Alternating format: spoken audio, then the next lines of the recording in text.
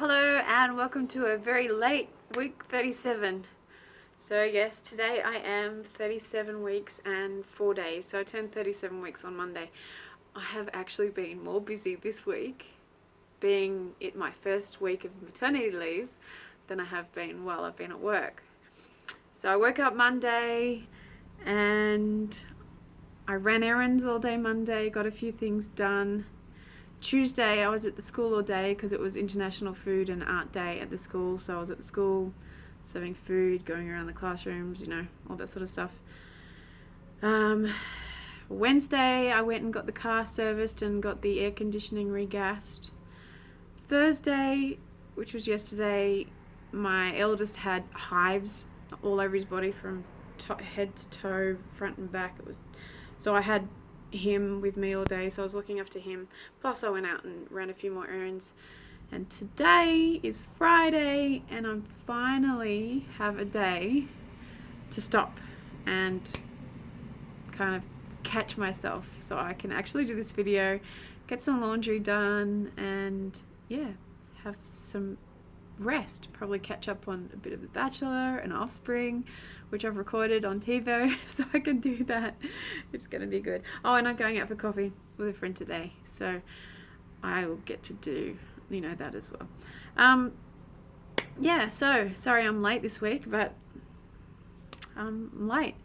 Anyway, to catch you up, last week I was talking about a few things in regards to shingles and all that sort of stuff. As you know, I took antivirals. I went to the hospital on Monday. Actually, I did that on Monday as well, and had bloods taken. And I went and saw the midwife on Wednesday. Everything's gone. 100% shingles gone out of my system. Everything's cleared up and perfect. So it's all gone. I think, the antivirals helped, but I think actually tea tree oil as well, treating the area morning and night, made a big difference for me. I mean, when people say they've got shingles, they say it's painful. For me, it wasn't painful at all. It was they just cleared up easy with no pain at all. I think because of tea tree. So that's all good. I saw the midwife on Wednesday and I was going through a few woes that I was starting to feel. I was actually starting to feel, I still am a little bit very, very scared about this whole labour business. With Ethan, when he was born, he was posterior. I couldn't push him out. It ended up being an instrumental birth, episiotomy, forceps, most traumatic experience of my absolute life. Couldn't sit for 9 months, fractured tailbone, you name it. I was in agony. It was a nightmare. Logan, he was also posterior, although I think they moved him in labour, but still couldn't push him out. It ended up being instrumental birth. Wasn't as bad as Ethan because it was just suction, and I just had a natural tear, luckily in the same place, but still, I couldn't push him out. So, third time lucky, I hope. But I have been thinking, what if it's the same? What if I can't push her out? What if it ends up me being moved from birth centre to birthing suites and doctors getting involved and it just turning to crap? But the midwife said to me, I have had a completely different pregnancy.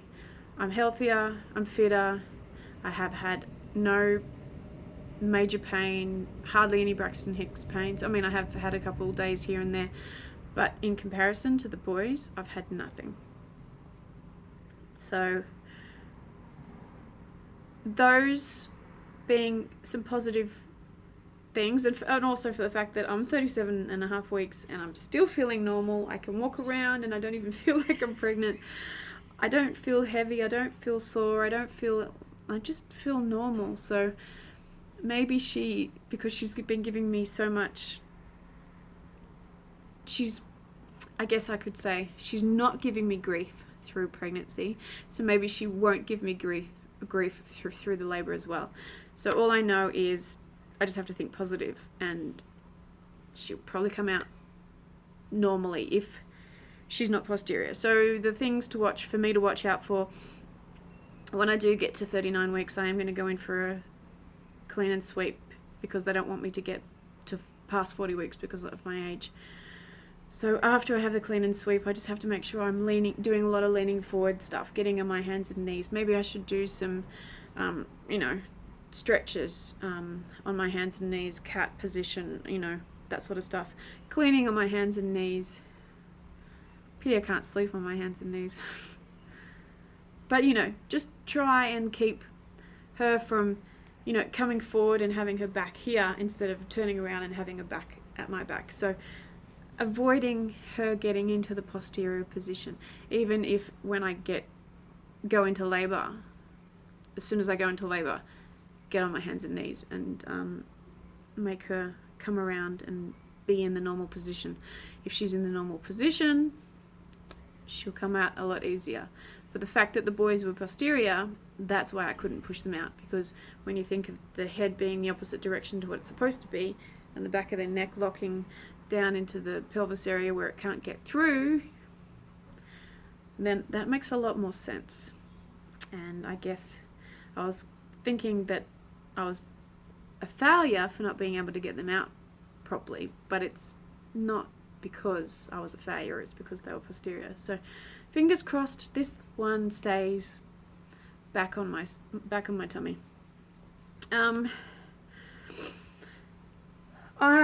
The midwife also suggested right now I just stick to taking probiotics every single day. The probiotics will get my gut ready for when I do go into labour and I have to have antibiotics for group B strep. The antibiotics is such a strong dose that it strips your gut of all the good bacteria. So the best thing for me to do is probiotics, make sure I'm sticking to the probiotics, and it'll also help the group B strep anyway. I think it'll, lessen the effect of the degree of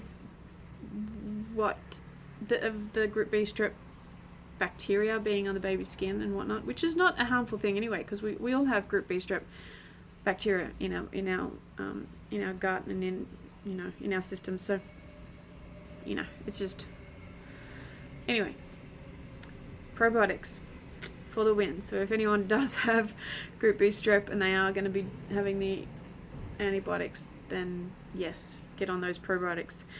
My bags are all packed. They're up there. Actually, that's the baby stuff all there. And then I've got nappies already ready. I'm going to do cloth nappies, but I'm going to do disposables for the first month, because newborn poops are just constant. They can do 1 million poos a day. So yeah, that's all ready. Hospital bags are ready, baby bag and my bag.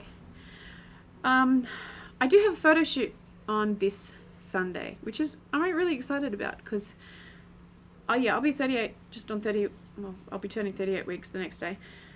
I won't tell you much about it because it's actually a surprise and secret to me, but I will be on a barge on the water just off of Cronulla Wharf. That's all I'll say for now, but I'm excited. I'm doing the photo shoot for a friend, Yaz, and it's going to be, different. Awesome. I'm going to take Ryan with me just to make sure that if I do go into labour whilst I'm on the barge and in this photo shoot, that he can get me off and take me straight to the hospital. So I will also pack a little bag with some sort of emergency stuff like pads and undies and stuff like that in the bag, snacks and whatnot for when we're out on the water. But I don't think anything's going to happen. I think that this baby's going to sit tight till full term, I think, which is fine by me, because every day that she stays in there, she's growing and getting stronger, so all good. Weight-wise, I actually haven't weighed myself in a week, so I apologise. I don't think I've put on any more weight. I was 65 last week, so I could be between 65 and 66. I will weigh myself tomorrow morning and I'll write it in the notes. So I'll add that tomorrow, or after, once the video is uploaded. That's probably it, I guess. Yeah. Maternity leave. It's kind of cool. I'm on maternity leave. It's a bit crazy. I do miss my friends at work and at the gym. I don't miss getting up and getting on the train really, really early. I've been actually sleeping until 7 o'clock, which has been nice. Where normally I get up at 5:45 in the morning to get ready and get on the train. So that extra bit of sleep has been good. I'd like to sleep longer than 7, but the kids are up and screaming and running around their house playing hide and seek, so I can't sleep in past 7. But 7 is good. I'm not complaining about 7. Measurement! I was between 102 and 103 last week. I don't think the baby grows much more than where I'm at right now, so let's move this down a fraction. Show belly is the same. Oh, and I have black nails this week. Oh, I got my nails painted black, ready for the photo shoot this weekend, because we need black nails. And there's side. Probably looks the same as last week. Let's see what I measure. My tummy is so hairy. Yeah, I'm still between 102 and 103. 103, if I kind of breathe rightly. But that's it. 103. So, give it a week and a half and I'll be maybe having a baby, because I will be having my stretch and sweep, whatever they call it, on the Tuesday after I turn 39 weeks. And they say that labour can come on 24 to 48 hours afterwards. So, work that out. Not next Tuesday, the Tuesday after, and then maybe a couple of days after that, so Tuesday, Wednesday, Thursday. I could have a baby by 2 weeks' time. That's scary and exciting. All right, well, that's my week, and sorry it's late, but better late than never, right? So have a good one. Bye.